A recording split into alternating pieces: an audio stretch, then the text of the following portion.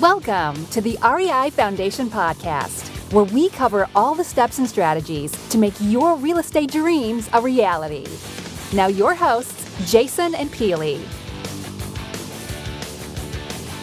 Hi, everybody. Welcome to the REI Foundation Podcast with Jason and Peely. Today we have Shea, or as she likes to go by, Beka. Hi, Beka. Hey, guys. How's it going? Going great. Thank you so much for being on our show. No problem. Awesome. All right, Beka. Well, we really appreciate you taking the time to sit down with us and talk to us about life, your business, and we always like to start with just a little context about where you are, who you are, how you got started in real estate, and what was some of those moments that really transcended you from maybe what you were doing prior into real estate, and then fast forward to where you are today with your business. Okay, that was like 19 questions. That's it. So we'll start with number one. Who are you and where are you? Okay, I'm Beka Shea. I have been real estate investing full-time for 4 years. Before that, I was a mechanical engineer. Before that, I was a military officer. Wow. Thank you for your service. I was pregnant with my third daughter, and I loved my old job. I did energy efficiency work, super cool stuff, but it was a national company. So I was always flying to job sites, and there was a ton of travel, and just to like level up to the position I was in required, I couldn't scale back at all. Wasn't their fault, just wasn't the lifestyle for me. So my husband and I said, we talked about flipping houses. Let's give it a shot. So I flipped one and it went really well. I had a partner on it. I partnered up with somebody. I borrowed money from friends and families, got as many people to believe in me as I could. I think that deal was like, we bought it for 40 or 50,000. We put 30 or 40,000 into it and we sold it for 130. So at the end of the day, we profited around 40 grand. Wow. My partner and I split it 50-50. And then we were like, still good friends, but we're like, let's, go do this on our own. Great. So then I flipped 3 houses that first year and 6 houses the next. And then I set this giant goal and I was like, I'm going to buy a house a month to flip. And that was in 2016. And then I joined 7-Figure Flipping with you guys. And I sat in a room with people just crushing it and was like, oh man, my giant goal is so small. No. Tailored to the person. If one deal a month is like a super big goal for you, then go with it. That's more for the listeners out there. For you, Beka, I know you can do better. Yeah. And if I hadn't done it, like setting that goal and I accomplished that goal, it allowed me to set a bigger goal the next time. Like if you would have told me, so this year I'm on track to flip about 2, maybe 3 properties a month. So we're looking at like 24 houses this year. And I've reluctantly drank the wholesaling Kool-Aid just because that's the only way I can make sure that my rehab pipeline stays full. And I've ventured into rentals. But if you had told me 4 years ago when I started, hey, this is where you're going to be in 4 years, I probably would have like peed my pants and went and hid in the corner and been like, no. But you said wait, can you edit that out? Yeah. One of the key factors here is you said, okay, I have an idea in mind. I want to make it happen. I don't quite have all the pieces to do it, but hey, let me find a partner. And let's talk about this for a minute, because a lot of people, they'll get paralyzed by that first part. You're like, okay, I want to flip a house, but I just don't know how to do it, so I'm not going to do it. You said, okay, I want to flip a house. This sounds like a great idea. I want to make this happen, so maybe I can find a partner. How did that partner just push you into that first one, or help you just get into that first one? Yeah, at first it took a lot of the scariness out of it. So I had at the time, I don't remember how much of our own money we put in, but I think at that time it was just my money. So I had like $60,000 and I was living in Florida. And I started reaching out to people, and I knew that my one friend had a chunk of money. And so I actually approached her and I said, here's what I want to do.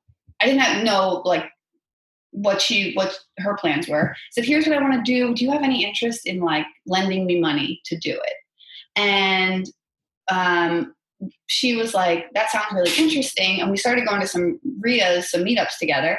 And she was like, I think I want to do this too. Like, I'll give you the money. I'll match your 60,000, and can we do this as partners? And I was like, yeah, sure. Why not?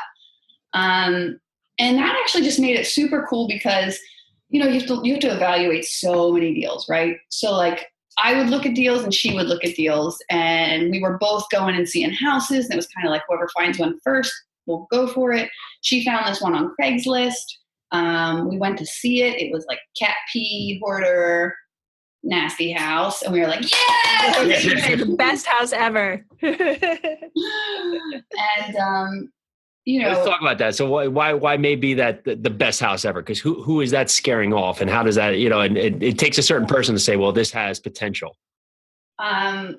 So I hope you can edit things. It might get a little loud in here for a second. Fine.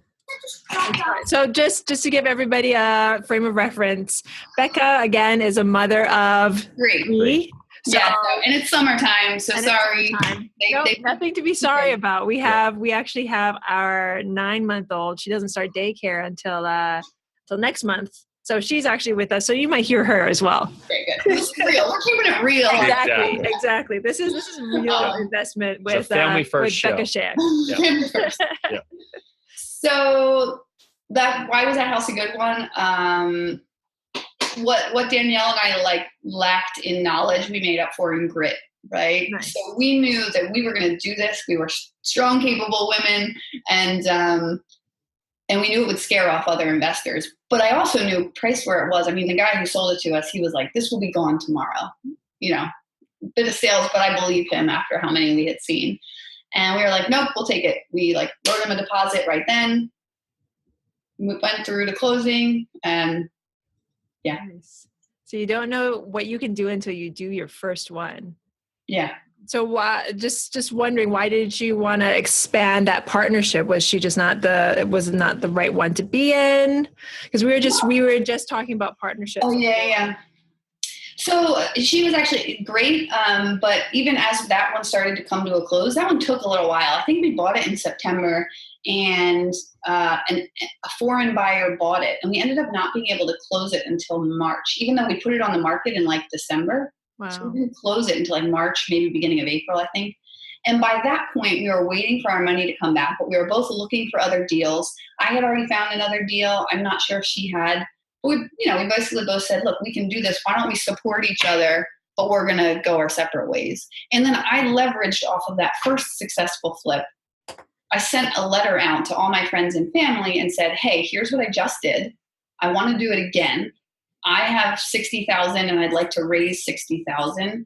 Would any of you be willing to take a chance on me? $10,000. I think I offered 12% interest to anybody for an unsecured year-long note.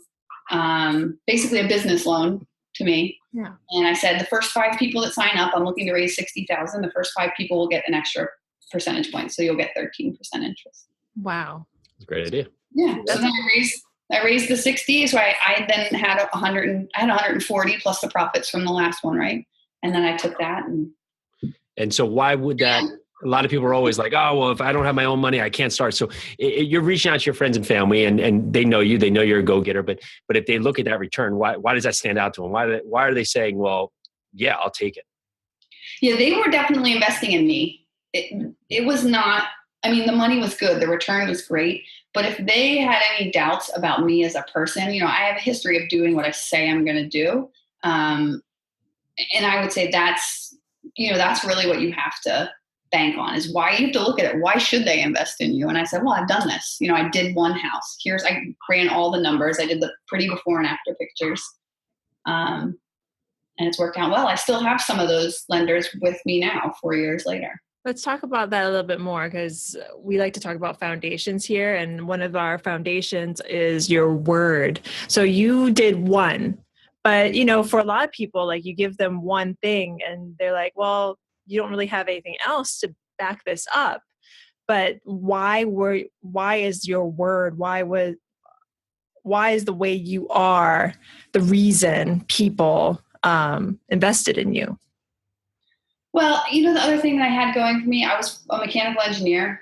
And I was making over $100,000 a year. So that was another thing where I was like, look, lend me this money. Lend me $10,000. I promise you, if things go entirely south, I'm going to pay you back. I'll go back into engineering, start taking a salary again, and you will get paid first.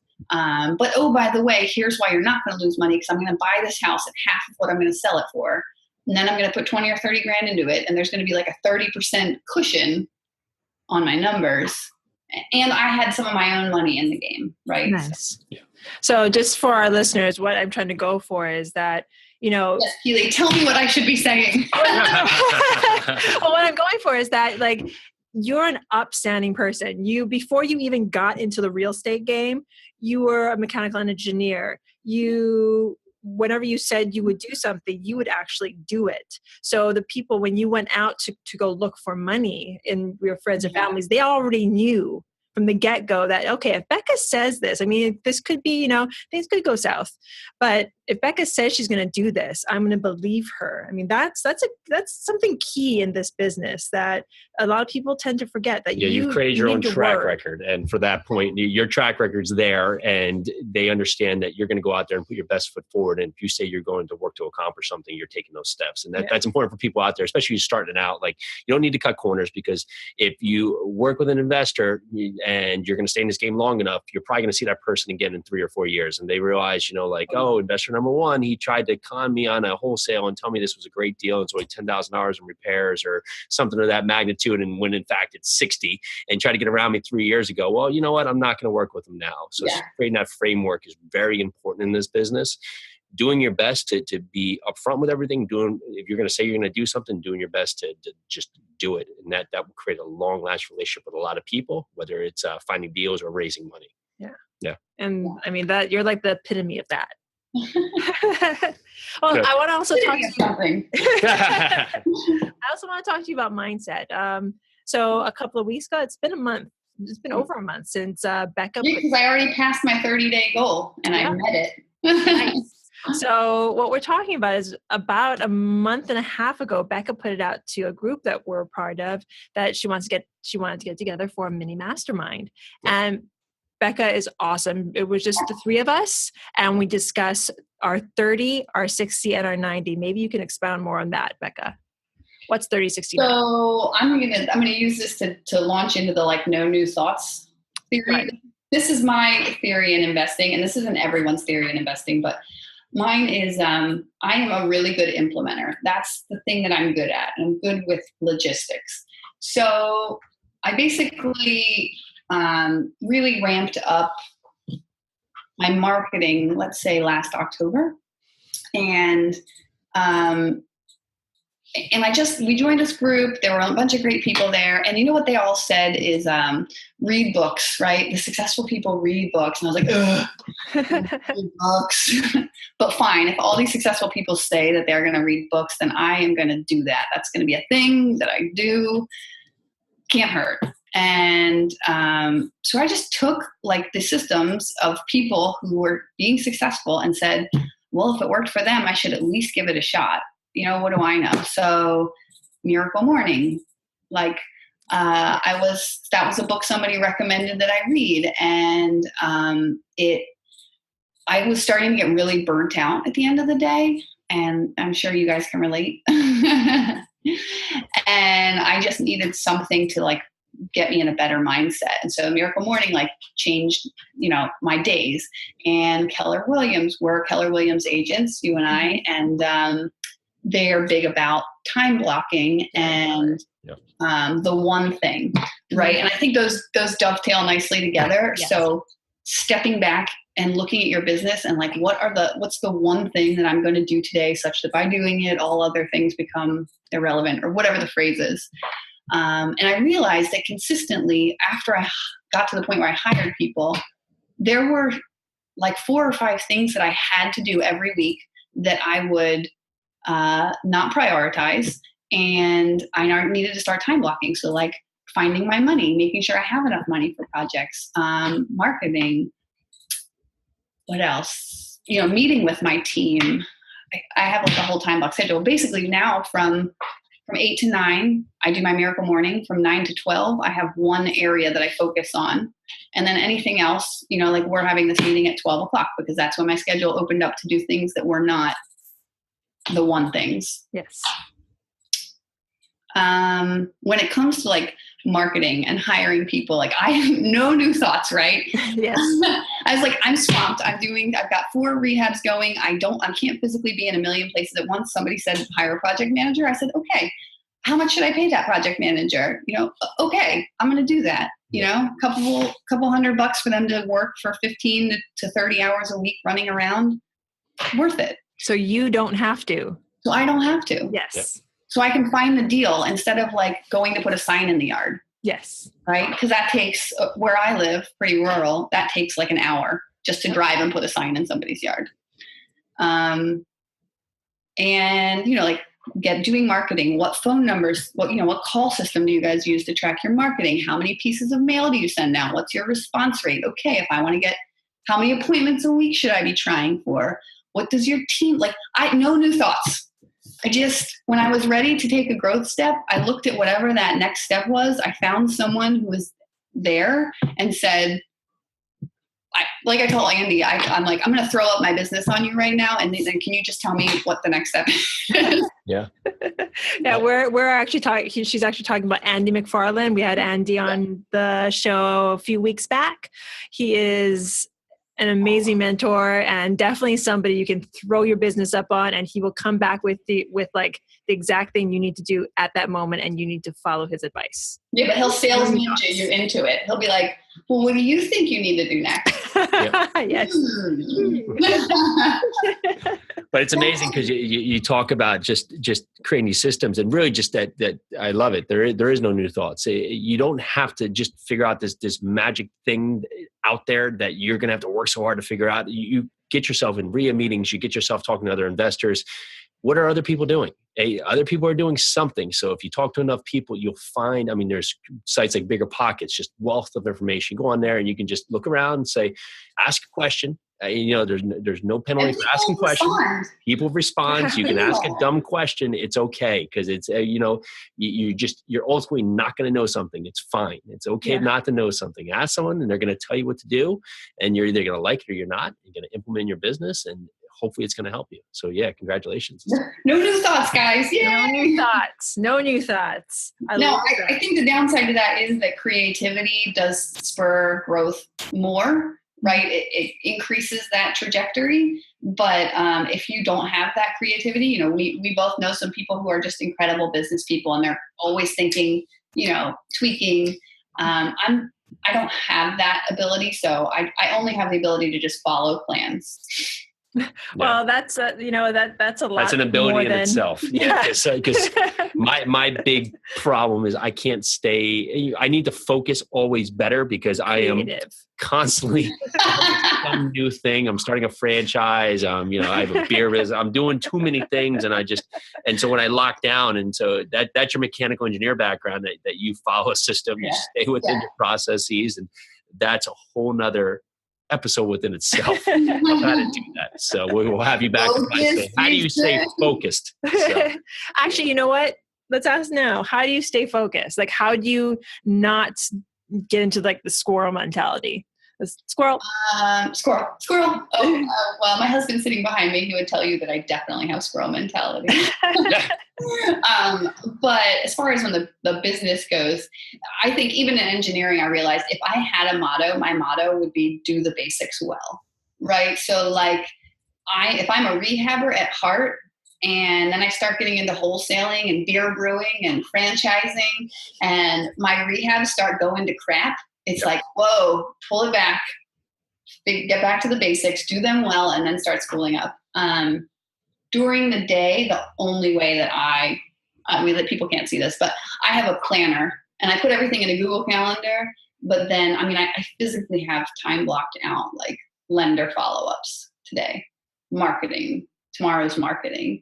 And in the evenings, I have family time scheduled from like 5 to 9 p.m. Part of that is a reminder mentally, and part of that is also because I use Calendly to have people schedule themselves into my Google Calendar. So I had to block it all. No, that's let's talk about time blocking a little bit more. Again, no new thoughts. That's a Keller Williams, a Gary Keller mindset thing. Talk more about time blocking and how that will help anybody, because I've started to do it too, following your direction. And has it helped? It definitely has helped. I mean, it's like night and day, because like the mindset is if it doesn't exist in your time block, if it doesn't exist in your calendar, then it doesn't exist. Right. It shouldn't exist. And what's the prioritize or schedule your priorities? Don't prioritize your schedule. Yes. So put the priorities first. Well, the first thing you do when you time block is you put in your vacations first and the things that you want to do, right? Or at least that's what you're supposed to. Yeah, I mean, we have vacations planned. So for me, camping is my huge thing. And I decided last fall, okay, another Keller Williams thing, Life by Design. Yes.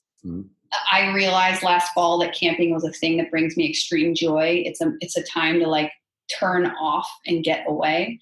So I went and I scheduled one weekend every month this summer to go camping. We're leaving tomorrow.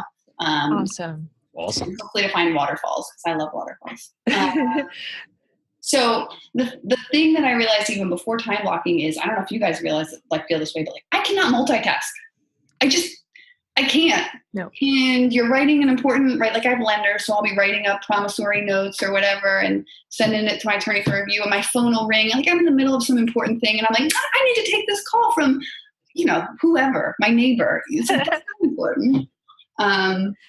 So setting aside that 2 to 3 hour block and just saying, I'm not going to be reachable. I'm going to turn off my phone. In our team meetings, the first thing I say is, all right, everybody, phone's off. Let's get down to business, Phone's off. I like that. But maybe some people are good at multitasking, but I feel like that was a big personal epiphany for me. You suck at multitasking. Stop trying to do it. I don't think anybody's really that good at multitasking. I mean, when you read the one thing, you realize that. Yeah. But if you just focus on that one thing, then you can get to everything else, because everything else isn't as important as that one. I used to think I was I'm accomplishing so much, but actually I was getting a lot of stuff done, but nothing really done great. And that's the big point here is okay, great. I'm doing a million things, but everything's just kind of mishmash and sort of done, and nothing's done to the T. And that's what you want. You can focus on something, you knock it out, it's off your plate, move on to the next thing. And that's great. Awesome. Well, let's talk more about Keller Williams. You're also a real estate agent. Mm-hmm. Let's talk further about that, because Beka and I have that in common. We're both agents with Keller Williams. Let's talk more about being a realtor in this investment business. I mean, how do you think being a realtor, expands your business? So I think before I got into it, and I don't know if you guys see this, I sometimes feel like there's a tension between investors and realtors, right? Investors think realtors are incompetent and realtors think investors are jerks. And I remember doing some flips when I first started before I got my license and thinking, I can't believe that agent just made more money on their commission than maybe my contractor did, right? And that didn't seem fair. And so I decided in 2015 that I was going to do all real estate all the time, and I was going to learn all the facets of it. I got my license. And I did Ignite with Keller Williams, which is phenomenal. They are a great training company. And I realized that there's a lot more that goes on behind the scenes. It was kind of my first intro into sales and marketing. For every one deal that shows up, and it's the same in wholesaling, there's thousands of marketing pieces, phone calls, appointments to get to that one paycheck.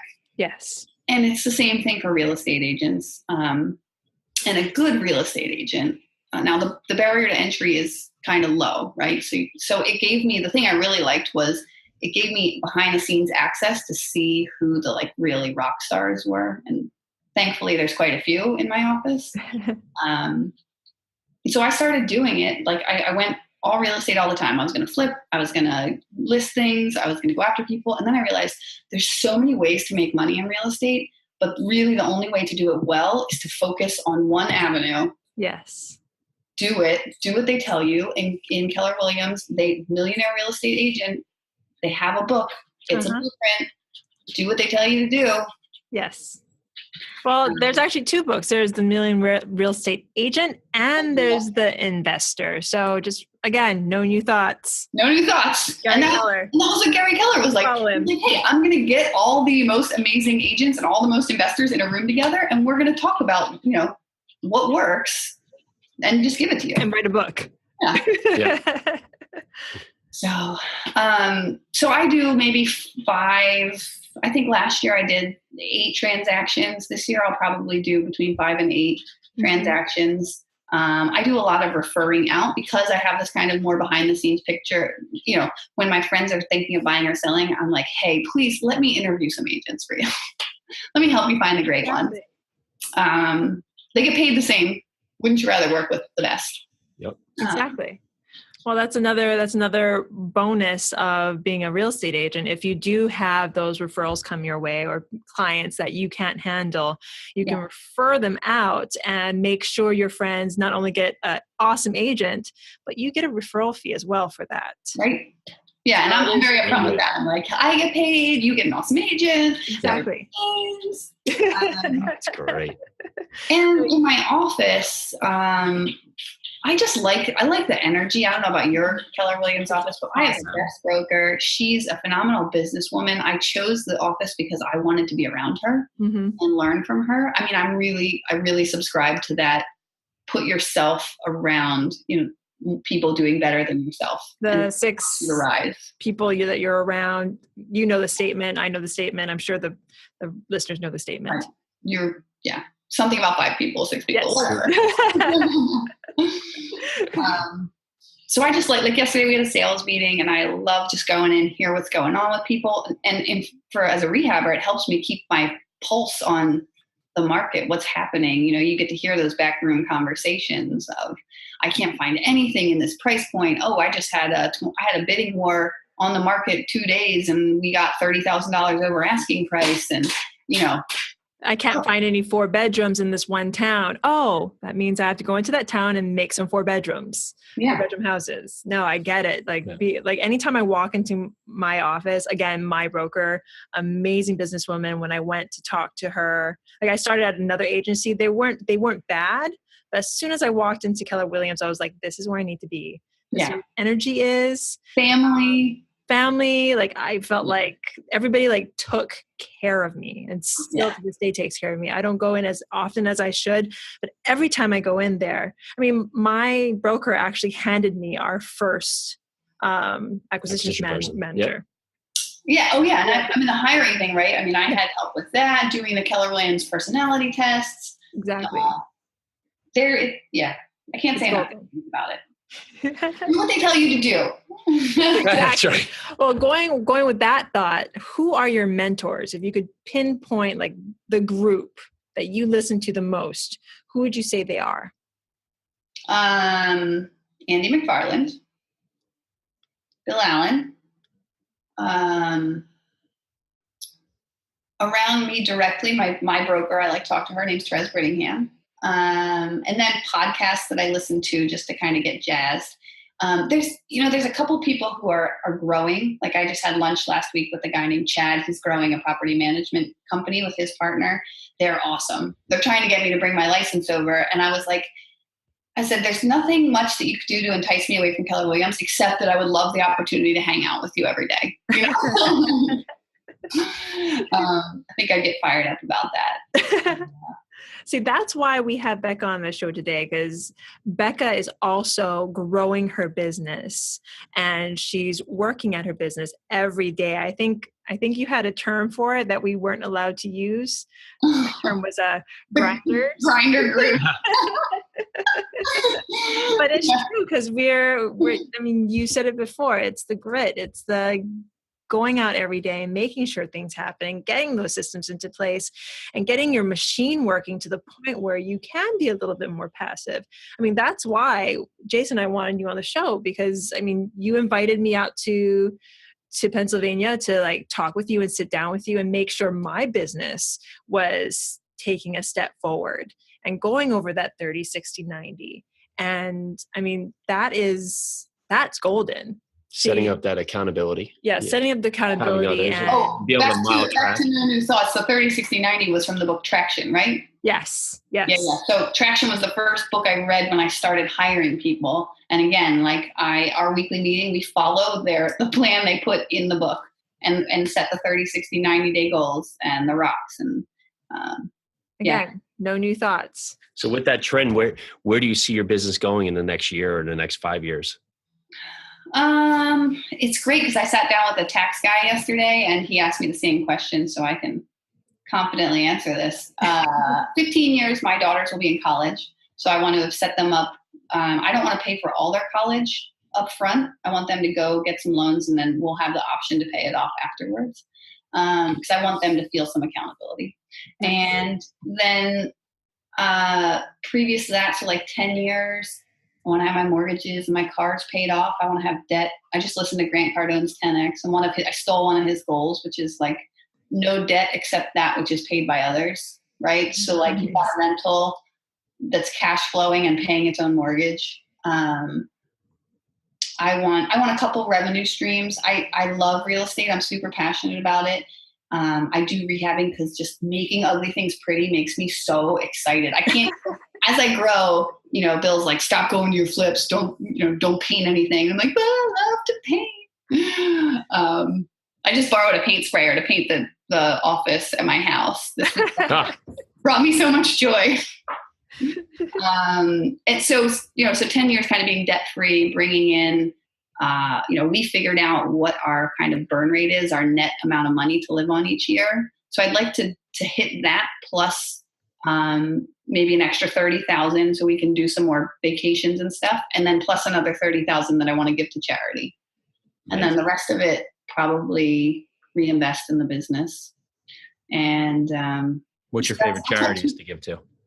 What, sorry? What's your favorite charities to give to? Unbound, formerly CFCA, like I sponsor, when my children were born, I picked up kids to sponsor in other countries that were the same age. And Alzheimer's Association, that's kind of a cause close to our heart, and then cancer. So amazing. I always go to Charity Navigator. I try to spread the money out. But and honestly, what I usually end up doing for charity is when somebody has something really bad to them, happen to them, spouse pass away or something, I just find a way to pass some money their way. Yeah. Great.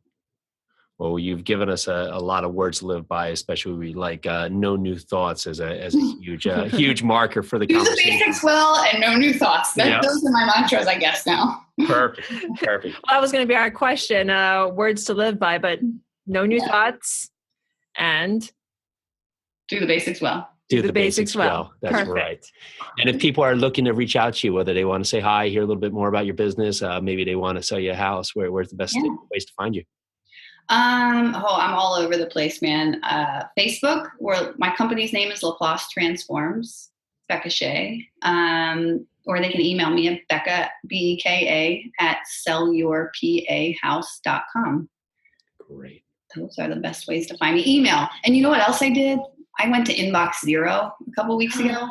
I archived everything. I didn't even look at it. I was like, if I haven't responded by now. And so once a day, I try to get through all my emails to get to Inbox Zero. So that's goals. I don't think I've ever gotten to Inbox Zero. I've been I've been to like Inbox 3 for a couple days, but that's really good. That's okay. Yeah, really good. That's okay. Yeah. You get I've heard about that marker. I've never actually seen it. So well, like Mike, I remember seeing Mike Simmons, another real estate investor, pulled up his phone and I think he had like 10,000 unread emails. I was like, you're never gonna read them. Just give up on it right now. Yep. Start fresh. Yeah. Just hit the word red. Red. Just hit red. Select all red. There. Inbox Zero. Done. Boom. So. Well, do you have anything else for our listeners? Any sage advice to leave us with? No, I'm super excited you guys had me on. I think my advice to listeners would be, from the Grindr group, you hear all these stories about people who are like, I did my first deal last year and this year I've done 309,000 deals. Yeah. And one foot in front of the other, just you can achieve success that way. Don't get bogged down in it. It's just incremental progress. That's exactly. Well, thank you so much, Beka, for being on our show. So grateful for you to be here. Thank you. We loved everything here. Cool. So this is Peely and Jason with the REI Foundation podcast with Beka Shea. Thank you. Bye now. Bye. Hi, everybody. Peely here from the REI Foundation podcast. Looking to rev up your wholesaling or house flipping business? Go now to houseflippinghq.com. Jason and I are part of a house flipping family, a community created by Justin Williams. Would we be where we are without him and without his community and his mentors? Probably not. Justin and his team basically handed us personalized shortcuts and exact strategies that have made us explode in today's market. So if you're looking to take the next step, go to houseflippinghq.com right now. Again, this is Peely from the REI Foundation podcast. Thank you so much for listening, and we are so grateful for you. Have a great day. Bye. Thanks for tuning into the REI Foundation podcast. Check back next time for more awesome tips and strategies to launch your new you in real estate.